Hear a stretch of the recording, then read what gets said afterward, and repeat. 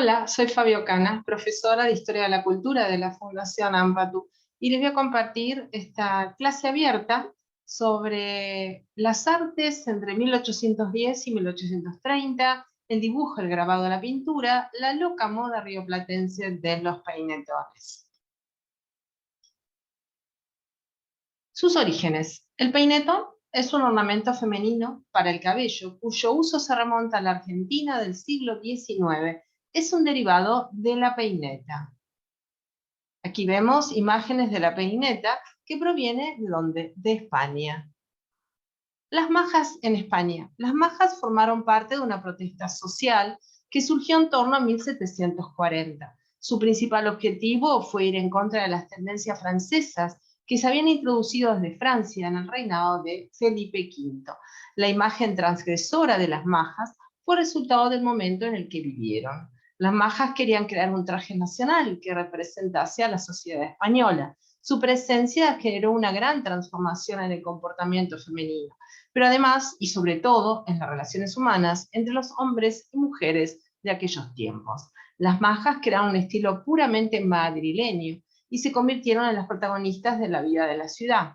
Se localizan en distintos barrios como Lavapiés, Maravillas, Embajadores o El Rastro. Pueden ser consideradas la primera tribu urbana de la época, ya que introdujeron ropas que suponen novedades para la sociedad de la época, pero más concretamente para las mujeres, como la mantilla española. La peineta y la mantilla. Los primeros usos de la mantilla se dieron entre el pueblo. No eran utilizadas por las altas clases sociales o la aristocracia. Eran utilizadas más a modo de manto de abrigo que como prenda ornamental, sin hacer uso de la peineta. A principios del siglo XVII comienza una evolución en la mantilla, dejando paso a una pieza más ornamental en el vestuario femenino, al sustituir poco a poco el paño por los encajes. Poco a poco se extiende el uso de esta prenda como ornamento, aunque habría que esperar hasta bien entrado el siglo XVIII para que la mantilla empezase a ser utilizada por las clases más altas. Pero una cosa era la peineta que acabamos de ver que usaban las mujeres en España, y otra el armatoste de más de 1 metro que las rioplatenses se ponían en la cabeza. Esa fue una moda local que comenzó con Juan Manuel de Rosas y terminó junto con él. Por el camino, la moda enriqueció a Manuel Masculino, un peninsular industrioso que en su taller fabricaba 100 docenas de peinetas y peines por día. Era una moda capaz de diferenciar a las porteñas y montevideanas, adineradas y presuntuosos, hasta el extremo, como vamos a ver, de la caricatura. Ahí ya estamos viendo la diferencia, el tamaño que se plantea, si volvemos a darle una mirada a la peineta española de las majas, en este cuadro de Goya que están viendo a la izquierda y en esta imagen a la derecha de esta fotografía, podemos ver que está moderado el tamaño. Ahora van a ver la diferencia que existía en esta loca moda del Río de la Plata. En el año 1823, procedente de España, ya lo mencionamos recién, arribó a la ciudad de Buenos Aires Mateo Masculino, fabricante de peines de marfil y peinetas de carey. A partir de este momento fueron varios los artesanos de este oficio que se instalaron en la ciudad. Si bien se les adjudica la popularidad a él, fue también trabajo de las mujeres popularizarlo. La demanda de este accesorio de lujo hizo que se activara todo un mercado en relación con el carey, y obviamente hizo que la materia prima aumentara el valor. Con el paso del tiempo, las peinetas quedaban desactualizadas en su tamaño y estos mismos talleres ofrecían un servicio de modernización en donde les agregaban nuevas partes de carey y un nuevo moldeado. El peinetón fue entre 1832 y 1836 el último grito de la moda entre las porteñas, algo que no pasó en otro lado de la región o en el mundo siquiera. La llegada de los peinetones trajo consigo una industria entera, gente que los fabricaba, que los reparaba, los que traían la materia prima, incluso aparecían en los diarios avisos de peinetas robadas. Existía una versión más económica, realizada en asta o cuerno de vaca. que abarataba los costos por tratarse de un fruto del país. Imitaba muy bien la textura del carey rubio, que por supuesto, como sabrán, viene de los caparazones de tortuga. Acerquémonos un poquito para ver en esta exposición. Van a encontrar este tipo de, de accesorios de la moda en museos nacionales, aquí en la ciudad también en Buenos Aires, en el Fernández Blanco y en el Museo Nacional. Fíjense, de Bellas Artes, ¿no? Fíjense el tamaño, el aspecto con el carey de tortuga y después reemplazado por el hueso. Pero, como verán, tiene una gran elaboración de calado. La demanda de este artículo de lujo hizo que se activara todo un comercio en relación con el carey y que esta materia prima sufriera un aumento considerable en su precio de venta. Las peinetas de este material fueron artículos de lujo, solo reservados a las mujeres de élite. El crecimiento económico a partir del primer periodo federal conllevó el nacimiento de una nueva clase social, la ganadera, que pudo afrontar el consumo a gran escala de este tipo de artículos. El uso de una peineta de mayores proporciones que lo normal por parte de una mujer daba cuenta de su situación en la escala social y del poder económico y político de su padre o de su esposo. Es así como durante el primer gobierno de Rosas, que acaeció durante el año 1829 a 1832, los peinetores crecieron de tamaño y se instalaron como elemento fundamental del guardarropa femenino. Pero a partir del segundo gobierno, 1835-1852, el uso del peinetón comenzó a declinar, comenzó su declive. Para estos años se inauguró un momento en que la lectura visual de los cuerpos vestidos se hacía rigurosa y debía otorgar una clara referencia sobre la adhesión o la disidencia con el gobierno. Este fue el momento de una fuerte codificación suntuaria que abarcó todos los ámbitos del vestir.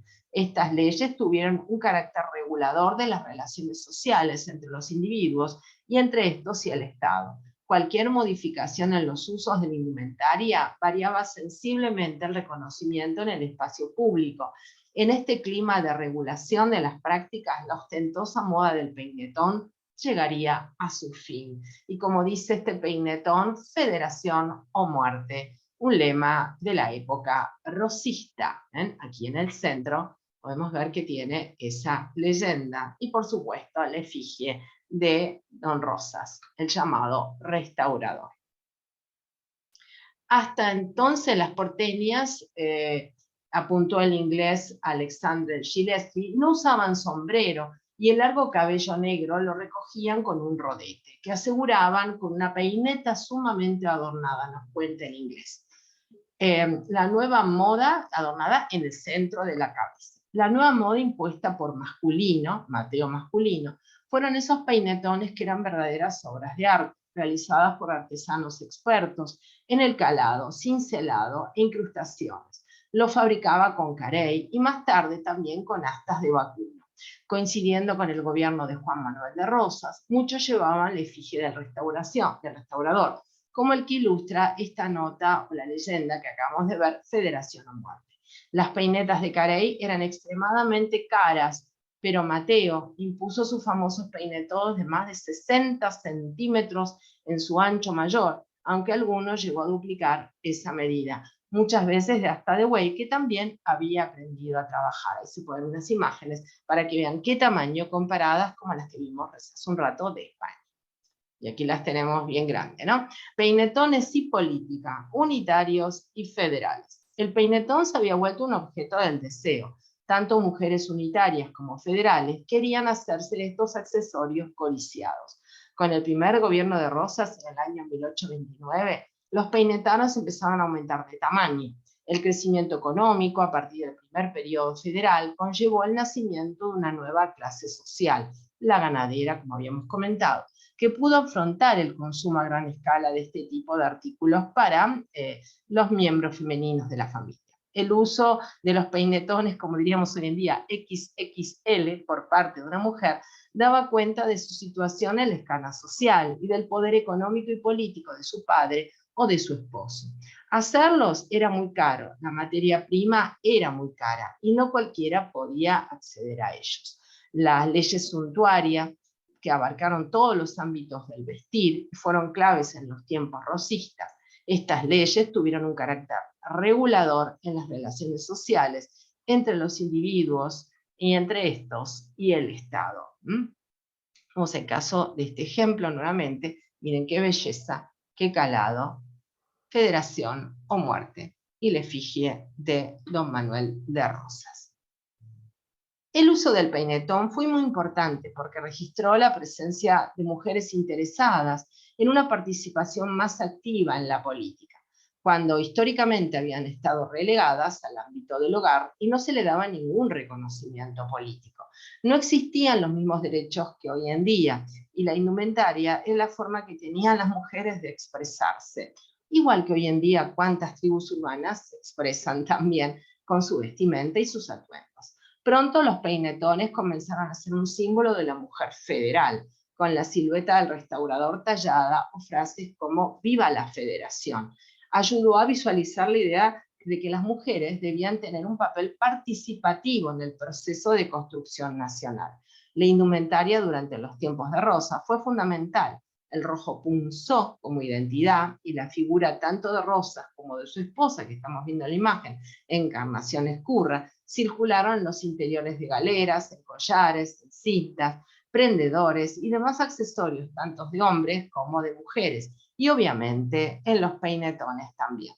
La obra que estamos viendo a la derecha perteneció a dos artistas, Fernando García de Molino, que vivió del año 1813 a 1899, y el célebre Carlos Morel, que vivió del año 1813 a 1894. Y abajo dice, fíjense, nos vamos a acercar para ver, dice la adhesión, ¿ven?, de García y Morel, ¿no? A esta, ponen también los artistas a estos atributos federales y a estos emblemas federales que identificaban, vieron a quién los seguía esta corriente. Acá dice, mueran los unitarios.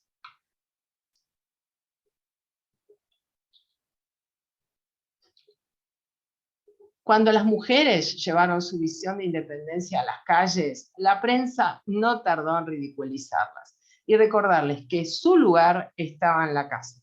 Como su precio era tan elevado, se las trataba de prostitutas a quien sea que no solo deseara uno, sino quien lo llevara también. A partir del segundo gobierno de Rosas, 1835-1852, el uso del peinetón comenzó, como habíamos comentado antes, su declive, y terminó por no usarse ya más.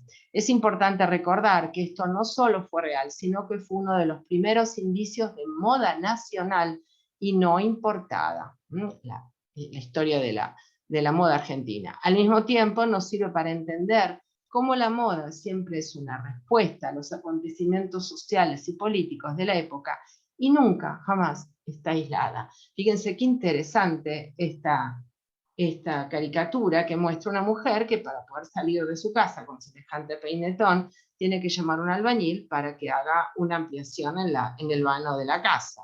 Esas son estas exageraciones ridículas. Peinetones en el paseo. ¿De quién? De César Hipólito Bacle.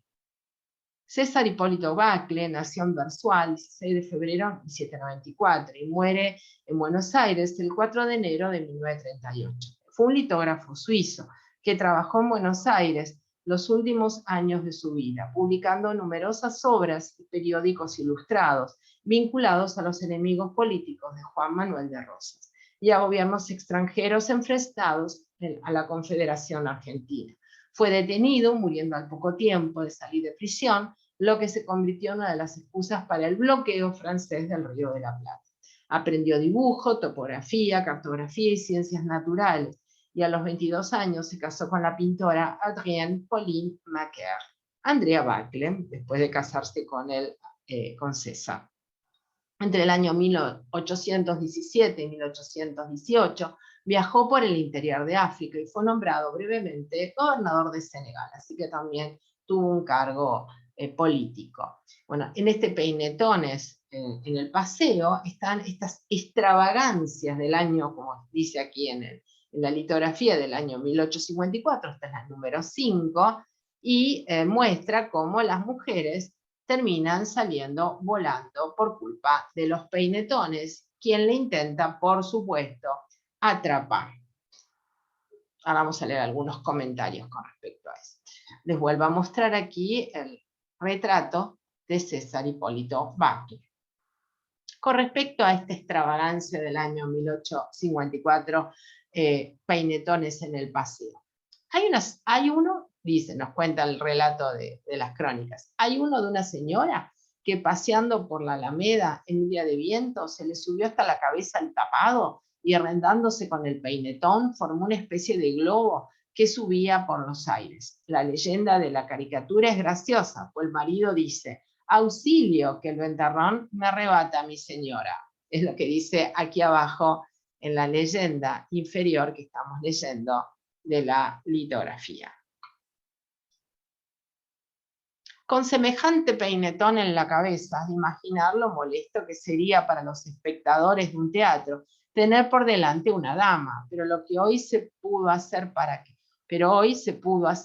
que los sombreros no molesten al público en la platea, que fue dictar una ordenanza. Entonces hubiera sido imposible, no se hubiera encontrado cabildante capaz de una medida semejante. No, va a poner en contra la moda, ¿no es así? Así que hubo una ordenanza que prohibía que los varones tuvieran la galera puesta, pero no se atrevieron a la ordenanza de que se quitaran los peinetones las damas. Miren, qué interesante, ¿no? Es una exageración, es una caricatura, pero nos muestra el tamaño descomunal que tenía. Otro más, peinetones en el baile, siempre de César Hipólito Bacchio. Litografía del año 1834. Como es natural, en los salones durante un baile no podían aventurarse a bailar más de 3 parejas, nos dice. El peinetón ocupaba un espacio que convenía dejar libre para que las damas no tropezaran con sus peinetas y las hicieran pedazos. Así que bueno, muy exagerado todo, casi caricaturesco, pero demuestra que evidentemente eran grandes. No así, pero que daba pie a este tipo de sátira burlesca. Aquí tenemos el mismo que habíamos visto en la portada de esta clase, estos peinetones en la calle también, por supuesto, hasta aquí, molestándole o poniendo en riesgo de perder un ojo con la punta a los caballeros que se atreven a pasar cerca de las damas, que tan orondas van con su moda. Bueno, ya saben lo que dice el refrán, la moda no incomoda. Bueno, aquí parece que no incomoda más. Yo creo que debería ser bastante incómoda. Esta es la número 2, extravagancias del año 1854. Y por último, para despedirme, les muestro este hermoso peinetón de Carey, que lo van a poder observar en el Museo Nacional de Bellas Artes dentro de su colección de artes decorativas. El peinetón está fechado aproximadamente de 1830 a 1837. La técnica, Carey moldeado calado. El peinetón es de estilo costumbrista. El soporte, bueno, sí, el soporte de la obra, como dijimos, es de Carey. Y para que tengan una idea lo que mide, porque tenemos el peinetón y el peine. El peinetón mide 33,7 por 90 centímetros en su parte superior y el peine 33,7 por 10,5 centímetros. Claro, se toman las medidas extremas para que ustedes puedan observar aquí. ¿Ven? Esta medida extrema de la parte de abajo y la de arriba. Qué hermoso trabajo. Con lira, follaje, símbolos, vieron, ancestrales, rosetas, estrellas. Bueno, bellísimo. Esto lo pueden observar en el Museo de Bellas Artes. Por supuesto, no se compara con el tamaño de las litografías de Bacchio.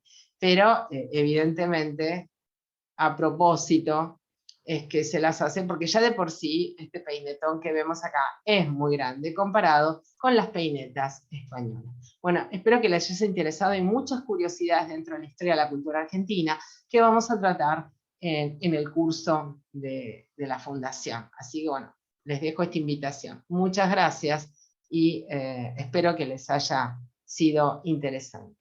Gracias.